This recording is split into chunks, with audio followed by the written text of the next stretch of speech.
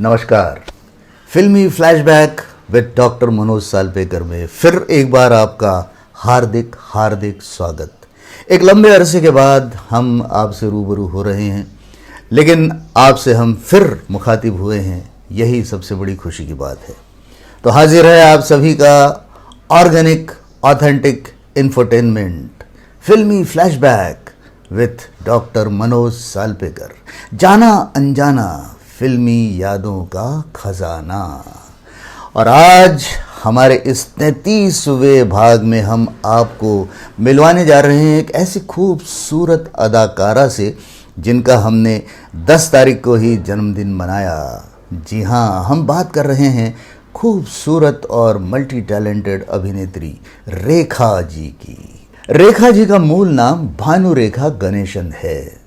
Gemini Ganesan, जो कि तमिल के सुविख्यात अभिनेता हैं, उनके पिता, और पुष्पवल्ली उनकी माता जी।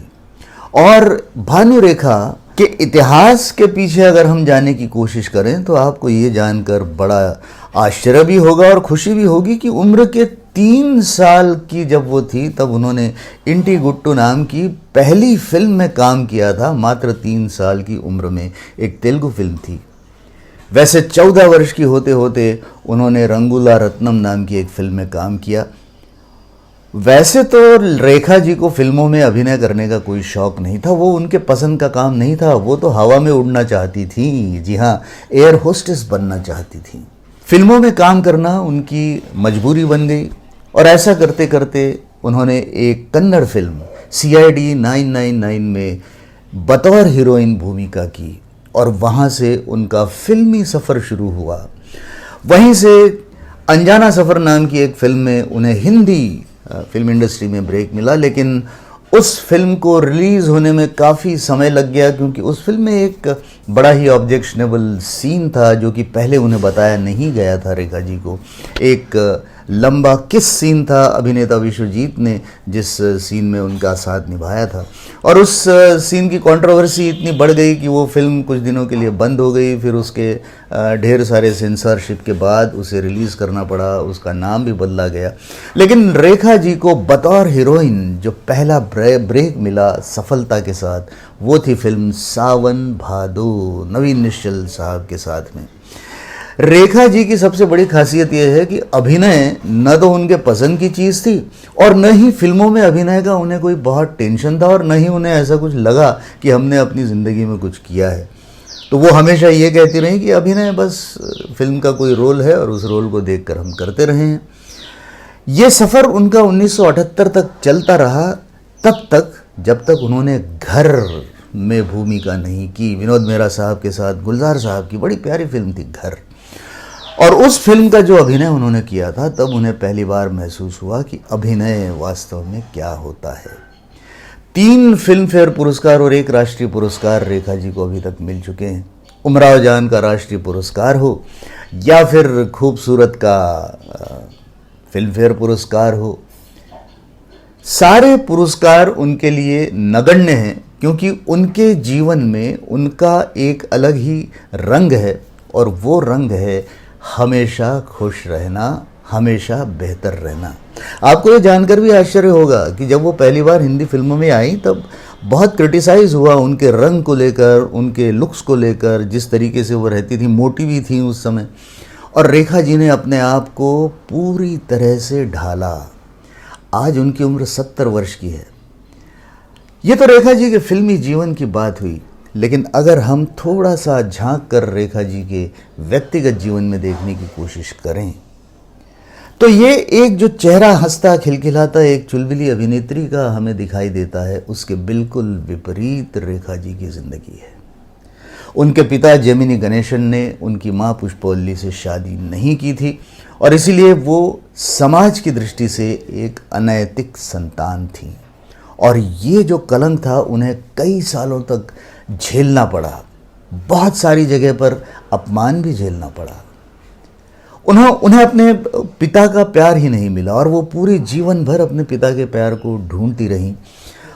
साइकोलॉजी ये कहती है, मनोविज्ञान ये कहता है कि ऐसे लोग अटेंशन सीकिंग हो जाते हैं। रेखा जी के साथ भी कुछ हद तक ये हुआ और शायद उसके ही कारण वो हमेशा सुर्खियों में बनी रही, इसलिए कि अलग अलग लोगों से उनके इश्क के चर्चे चलते रहे। फिर वो किरण कुमार हों, नवीन निश्चल हों, विनोद मेहरा से तो उनकी शादी की भी खबरें काफ़ी जम के चली। ये भी कहा गया कि विनोद मेहरा की माता जी ने उन्हें घर से निकाल दिया, ये कहकर कि वो कुल्टा हैं। बहुत बार ये खबरें आई कि उनकी उम्र से भी कम लोग, जैसे कि राज बब्बर हों या अक्षय कुमार हों या संजय दत्त हों, इन्हें भी उन्होंने अपने प्रेम पाश में बांधने की कोशिश की, ऐसा आरोप उनके ऊपर लगा। अमिताभ बच्चन जी के साथ उनके लव अफेयर के बहुत सारे किस्से चले। लेकिन आपको ये जानकर के आश्चर्य होगा कि रेखा के जीवन में एक माँ बनने का जो सपना था वो कभी पूरा नहीं हुआ। उनका एक सपना था दिलीप कुमार साहब के साथ काम करना, वो पूरा नहीं हुआ। माँ बनने का सपना वो पूरा नहीं हुआ। पिता का प्यार वो पूरा नहीं हुआ। जीवन के इतनी सारी सफलताएं, खुशियाँ, धन दौलत, फेम, लोकप्रियता, सारी चीज़ें पाने के बाद भी वो बेचारी अकेली हैं अपने आप में, इसमें कोई शक नहीं है। अच्छा, रेखा जी सिर्फ अभिनेत्री नहीं है, उनमें बहुत बहुत टैलेंट भरा हुआ है। आपको हम बता दें कि फिल्म वारिस थी जिसमें स्मिता पाटिल जी ने अभिनय किया था। 86 में स्मिता पाटिल जी का दुखद निधन हुआ। 88 में ये फिल्म रिलीज़ हुई। तो इस फिल्म का जो डबिंग था वो डबिंग करने का काम, यानी कि स्मिता पाटिल जी की आवाज़ में डबिंग रेखा जी ने किया। फिल्म याराना में नीतू सिंह के कुछ शॉट्स ऐसे थे जिनका डबिंग होना बाकी था और फिल्म की रिलीज़ डेट करीब आ गई थी। नीतू सिंह जी के पास समय नहीं था, उसका डबिंग रेखा जी ने किया। अलावा इसके रेखा एक बहुत अच्छी सिंगर भी हैं।